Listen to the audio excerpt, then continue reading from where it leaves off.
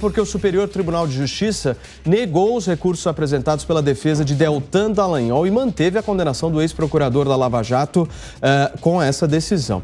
Dallagnol deverá indenizar o ex-presidente Luiz Inácio Lula da Silva por dano moral. O valor fixado foi de R$75 mil acionados de juros e também de correção monetária. Dallagnol acusou o ex-presidente de liderar uma suposta organização criminosa. Numa entrevista coletiva que aconteceu lá em 2016, o então procurador da Operação Lava Jato explicou o teor das denúncias apresentadas contra o ex-presidente Lula envolvendo o caso do triplex do Guarujá no litoral de São Paulo. Os ministros consideraram que houve excesso na divulgação do material envolvendo o ex-presidente Lula e que Dallagnol ofendeu a honra e a reputação do ex-presidente. Nós chegamos, inclusive, já que nós estamos falando aqui de Dallagnol, ao tema da enquete de hoje, para você correr lá no portal da Jovem Pan News, votar, participar. Eu quero saber de vocês se vocês acham que essas recentes decisões judiciais contra a Lava Jato representam o fim do combate à corrupção aqui no Brasil. Sim ou não? Vota lá, jovempan.com.br. A sua participação é sempre fundamental por aqui.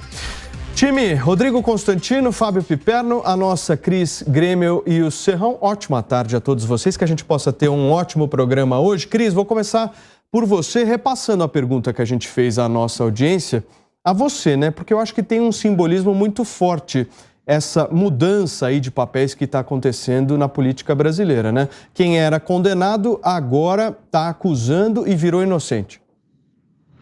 Exatamente. Boa tarde, Paulo, colegas de bancada, boa tarde, audiência.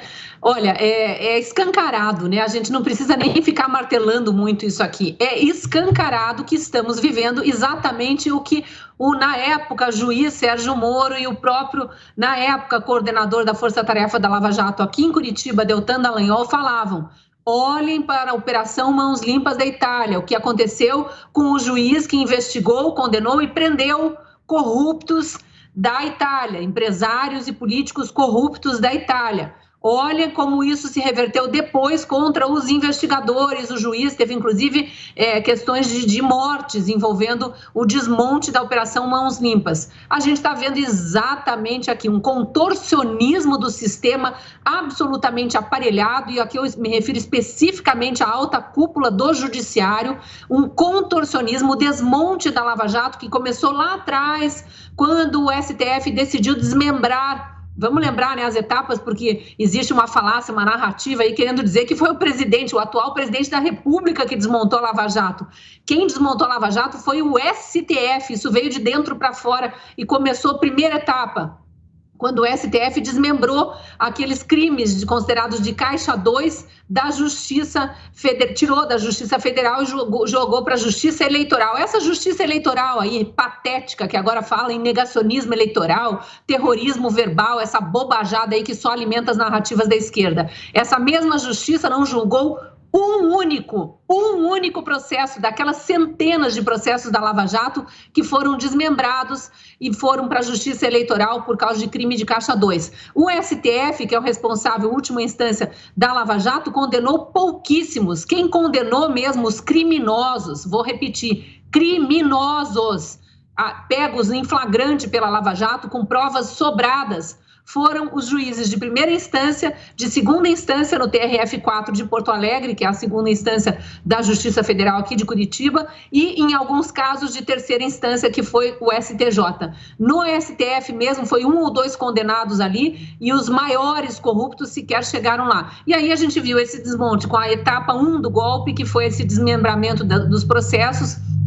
Etapa 2, vocês vão lembrar, quando os primeiros corruptos condenados foram colocados para fora em liberdade, porque inventaram uma nova regra. Com o jogo já em andamento, inventaram que réu delator não podia ser o último a falar, e como em alguns processos o réu delator tinha sido o último a falar, tudo estava anulado, e nessa eu vou lembrar apenas de um dos nomes, de um dos corruptos soltos, Aldemir Bendini, que foi presidente do Banco do Brasil e da Petrobras, já estava condenado e foi solto por mera filigrana jurídica inventada no decorrer do processo. E com isso vários outros foram liberados. E aí vários outros pequenos golpes foram acontecendo até a facada mor, que foi a do ministro Fachin, inventando que os processos, depois de 7 anos, não deveriam ter corrido aqui em Curitiba, mas em Brasília.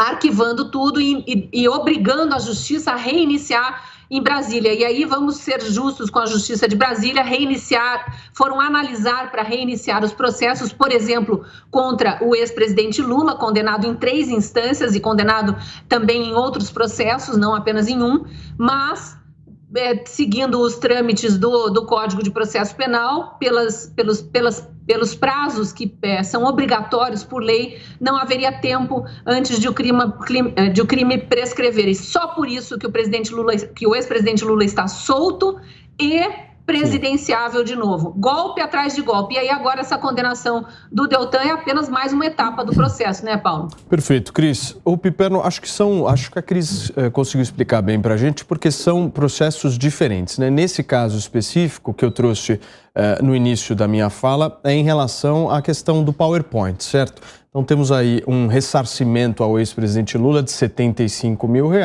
imposto pela Justiça justamente por conta dessa exibição, daquele famoso PowerPoint que todos nós lembramos do Lula centralizado aí em todas as acusações que eram feitas à época. Ontem nós vimos que o TCU, que é o Tribunal de Contas da União, justamente condenou por conta das diárias, certo, Piperno? Aí uma devolução de quase R$3 milhões por parte de Janot e Deltan Dallagnol.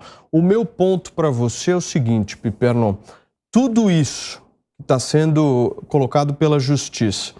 Isso não faz com que o combate à corrupção seja prejudicado no Brasil? Ou seja, nós estamos olhando as diárias, nós estamos olhando a questão de um PowerPoint, mas e os esquemas de corrupção centrais que obviamente foram revelados? Como é que fica?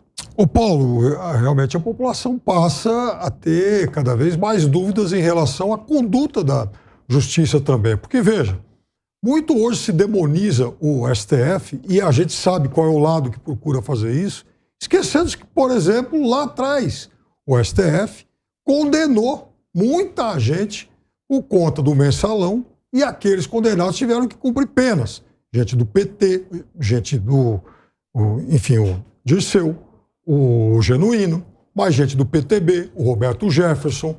Está aí, por exemplo, o Valdemar da Costa Neto, que hoje é o presidente do partido ao qual está afiliado o próprio presidente da República. Então, não é que a justiça brasileira ela age de forma, digamos, partidária. Não é que a justiça, as altas cortes do Brasil agem no sentido, por exemplo, de liberar esse ou aquele candidato, esse ou aquele político. Ela age a partir do momento em que ela julga culpas e julga atos ilícitos, inclusive durante investigações e condenações. Por exemplo, em relação ao ex-presidente Lula, ele foi condenado, ele cumpriu a pena, ele recorreu para instâncias superiores, e aí houve aquela questão do Fachin, mas vejam, também houve quase que simultaneamente o processo que terminou com a suspeição do ex-juiz Sérgio Moro. Ora, se o juiz que condenou um réu é considerado suspeito, obviamente esse réu vai acabar se beneficiando. E isso aconteceu. Aliás, primeiro o Sérgio Moro foi condenado aqui, depois, inclusive, aquele comitê da ONU chegou à mesma conclusão. Eu estava olhando aqui um outro detalhe, né? Vejam, o Deltan ele acaba de ser condenado, inclusive agora ele tentou um recurso e o recurso não foi acatado pelo STJ. Na mesma corte, o STJ, que também condenou o Lula. Então, veja, a mesma corte que lá atrás condenou o Lula, antes de toda essa mudança, e antes, inclusive, do juiz de primeira instância ser considerado suspeito, é a mesma corte com outros ministros, claro, mas é a mesma corte que também condena o Deltan. Ou seja, em que momento, então, essa corte ela está aliada ao sistema? Quando ela condenou o ex-presidente lá atrás ou quando ela condena o procurador agora? Então, a gente também tem que avaliar esse tipo de coisa e pesar muito bem antes da gente fazer qualquer tipo de acusação às altas cortes. Ô, Piperno, mais 2 ministros do STJ foram investigados pela Lava Jato, né? É sempre bom lembrar. Sim, e não eram ministros que condenaram agora o Deltan, né? Serrão, A pergunta que eu te faço é justamente essa que eu fiz para a Cris e também para o Piperno, se vale a pena combater corrupção aqui no país ou se realmente vão jogar a toalha. Olha, não há razão nenhuma para jogar a toalha. Saudações, meus amigos e amados haters. O que a gente tem que fazer no Brasil, o que a sociedade brasileira quer, é honestidade. Essa palavra mágica que é tão necessária no Brasil de agora. Mas o que aconteceu com a Lava Jato? O que detonou a Lava Jato? A essência disso está num negócio chamado foro privilegiado, ou, se você preferir, o termo juridiquês, foro por prerrogativa de função. Quando houve as denúncias, houve uma mistura na maneira de denunciar. Denunciava quem tinha esse foro privilegiado com quem não tinha. E na hora dos processos, na hora de você juntar uma coisa com outra, ficava aquela confusão que praticamente inviabilizava as investigações. Essa estratégia, esse problema foi percebido desde o início pelo grande estrategista de defesa dos réus da Lava Jato, o falecido jurista Márcio Tomás Bastos. Ele cantou a pedra e acertou como um profeta. Ele previu que quando essas ações, que seriam ganhas em primeira instância pela defesa, por quem está defendendo a honestidade, na última instância, nas instâncias superiores, essas decisões acabariam revogadas porque elas apresentariam vícios processuais. E aí entra o sistema juristocrático brasileiro. O Brasil hoje tem milhões de leis, regrinhas em vigor.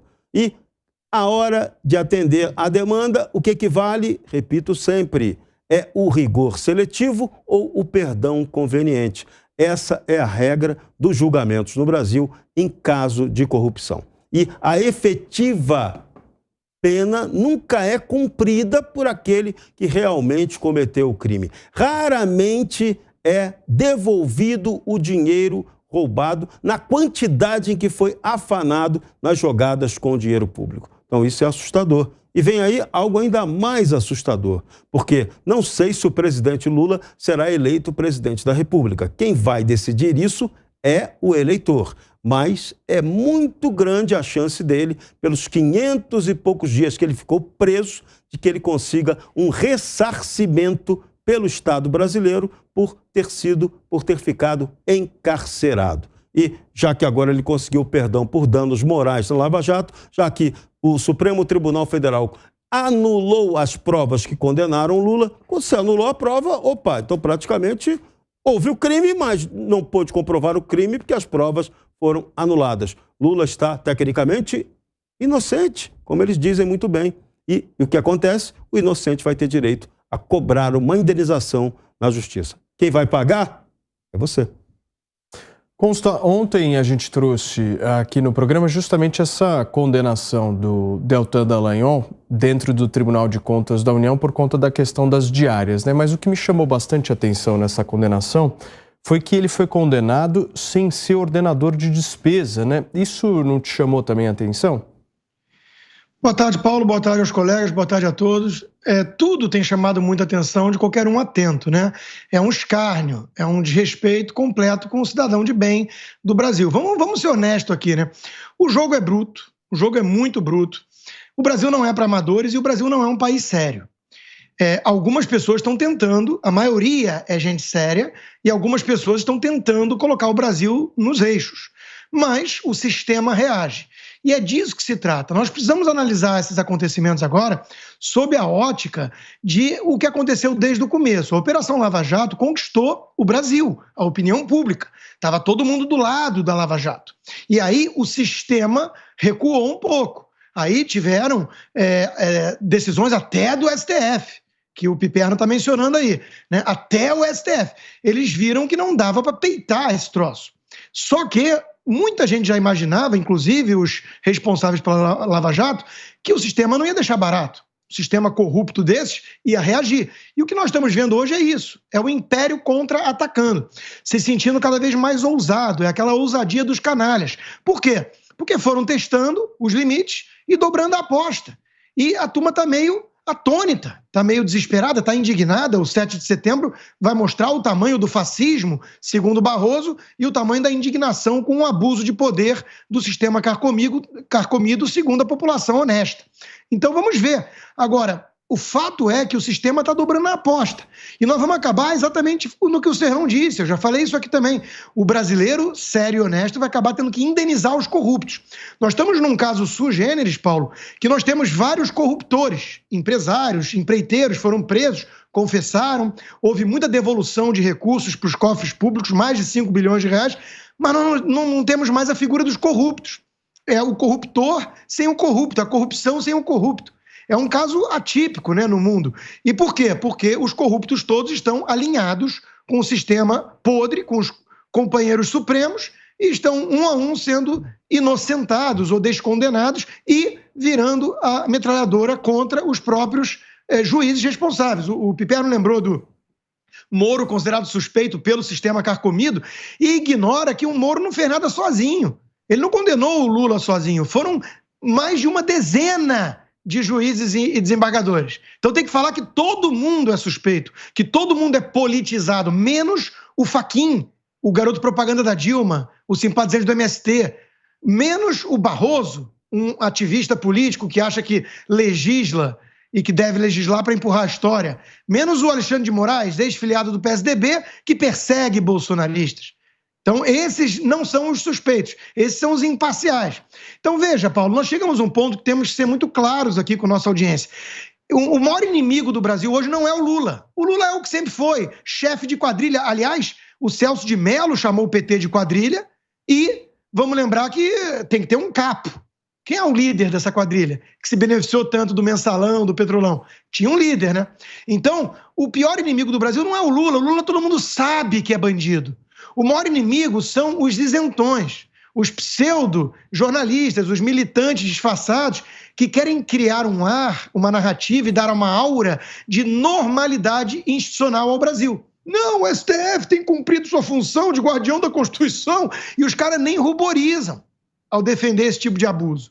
Então, hoje, o maior inimigo do Brasil é o que finge que o Brasil é um país normal, um país sério, com instituições funcionando perfeitamente, sendo que a gente está vendo isso aí. O Deltan Dallagnol perseguido, tendo que pagar indenização, talvez acabe como ficha suja, e o Renan Calheiros ficha limpa, e o Lula ficha limpa, elegível.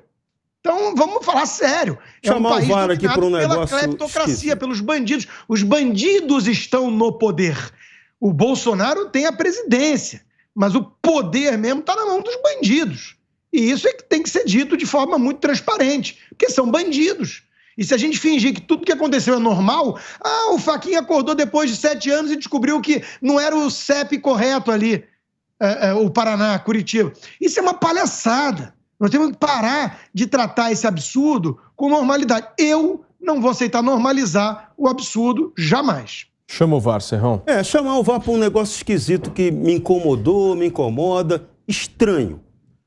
O ex-juiz Sérgio Moro, quando foi juiz titular da 13ª Vara Federal em Curitiba, ele foi considerado suspeito pelo Supremo Tribunal Federal para julgar as ações referentes a Lula. Pois bem, qual é a punição para um juiz, um magistrado que é considerado suspeito? Houve alguma punição ao ex-juiz Sérgio Moro? Estranho, né?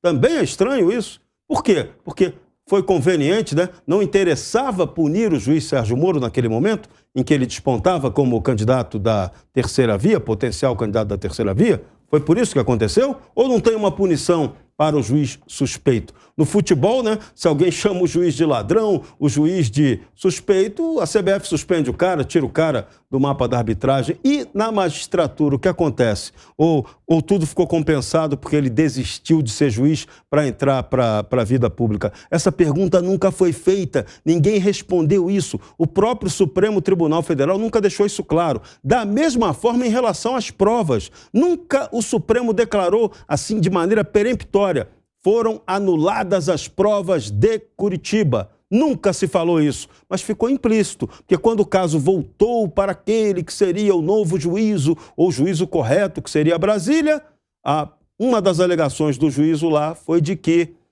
não poderíamos seguir com esse processo porque as provas foram anuladas. Pergunta, como que as provas foram anuladas? Isso é muito doido. Só no Brasil da cleptocracia que um negócio desse podia acontecer. Piperno, por favor.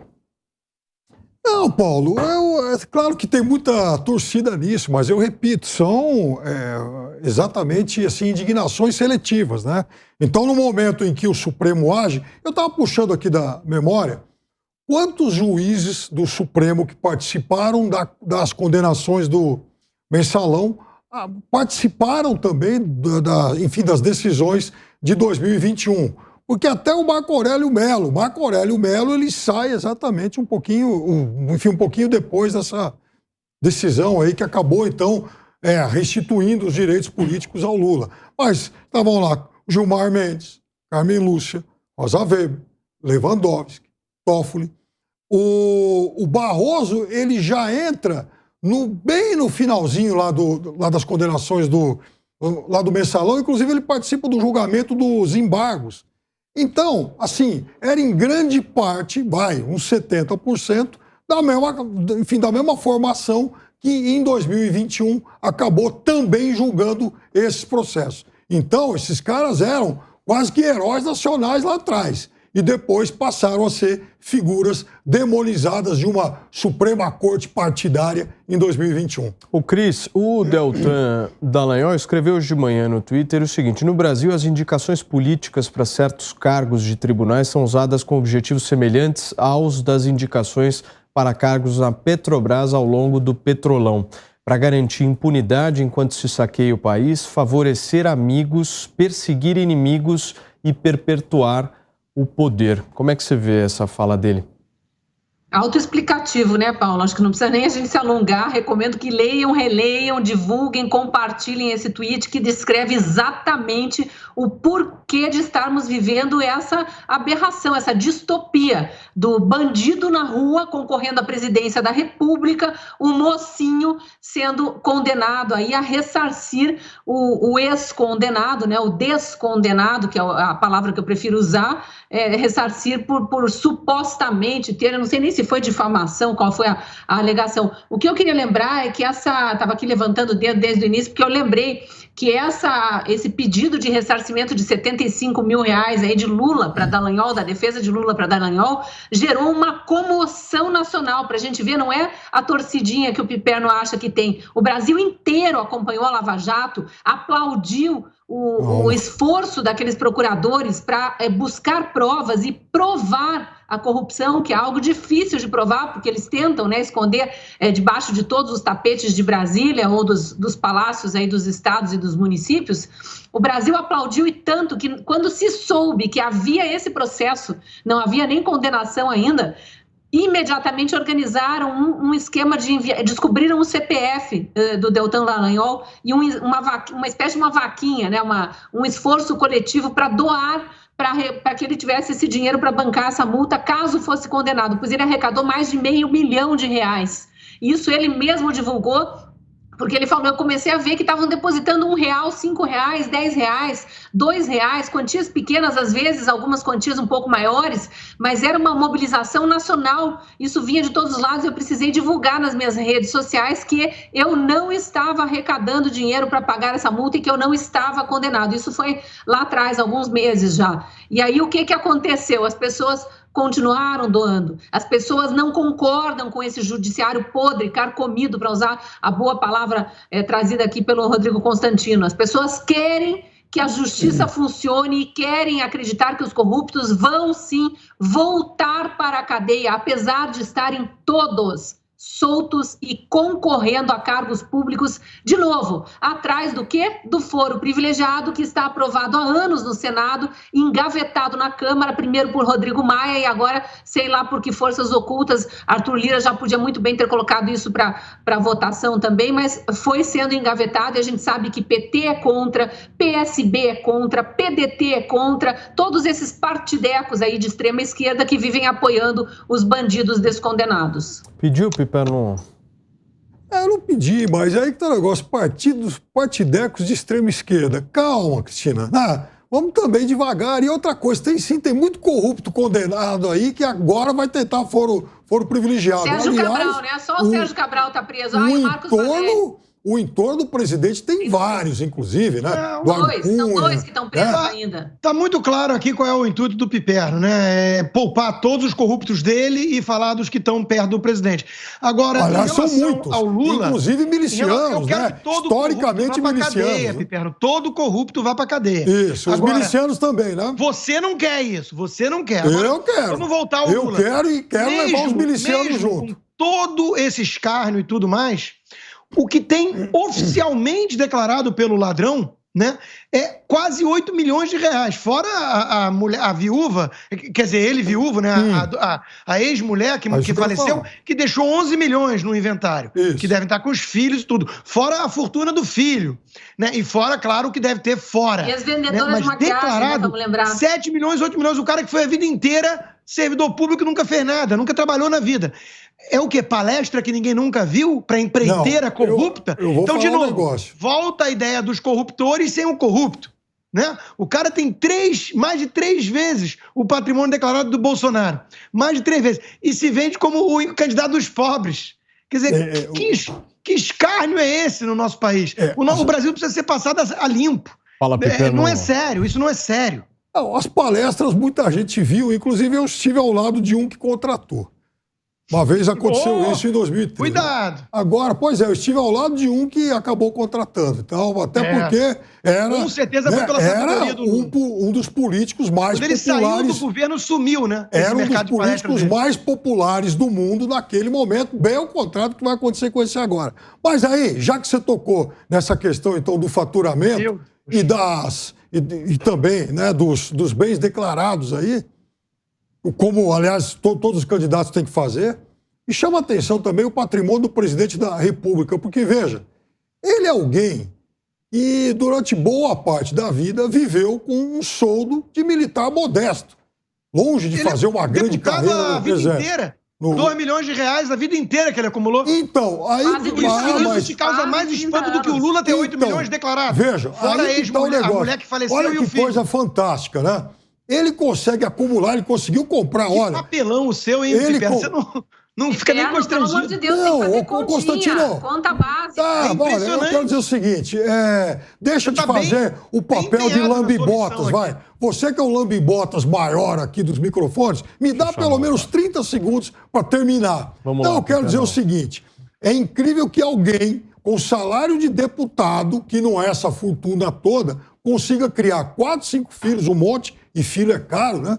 E consiga comprar mansão em condomínio na Barra, casa em Angra dos Reis, apartamento em Brasília e fora que dá até a cara de pau de declarar que isso só vale 2 milhões de reais, até menos. O Lula declarou apartamento em São Paulo por 78 mil reais. Isso não te incomoda? Cara de pau também, cara de pau. Ué.